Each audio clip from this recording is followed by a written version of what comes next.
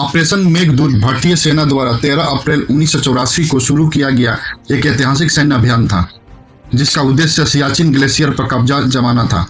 यह दुनिया के सबसे ऊंचाई पर चलाया गया सैन्य अभियान माना जाता है। सियाचिन क्षेत्र रणनीतिक दृष्टि से भारत, पाकिस्तान और चीन के सीमाओं के पास स्थित है और इसका नियंत्रण तीनों देशों के लिए बेहद अहम है। 1970 के दशक तक सियाचिन ग्लेशियर पर कोई अस्थायी सैन्य उपस्थिति नहीं थी।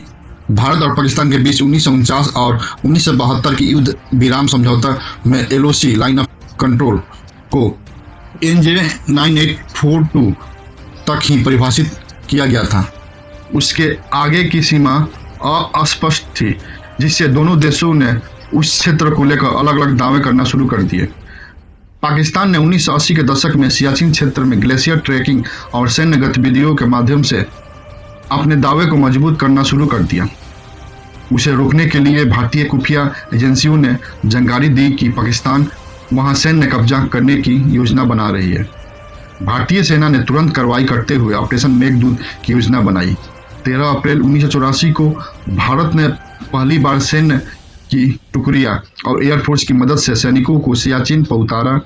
यह एक बहुत ही कठिन अभियान था, क्योंकि सियाचिन की ऊंचाई लगभग 20,000 फीट से अधिक है, जहां ऑक्सीजन की कमी है, बर्फीले तूफान है और -50 डिग्री तक तापमान आम बात है।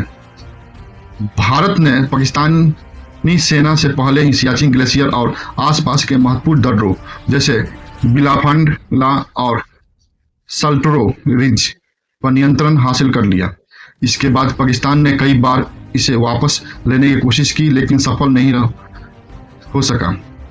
भारत आज भी सियाचिन पर नियंत्रण बनाए हुए है। यह अभियान भारतीय सेना की रणनीतिक दूरदृष्टि और साहसिक क्षमता का एक उदाहरण है।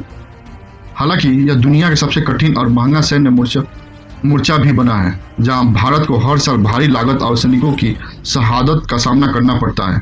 अधिकतर जानें युद्ध से नहीं बल्कि प्राकृतिक कठिनाइयों से जाती है।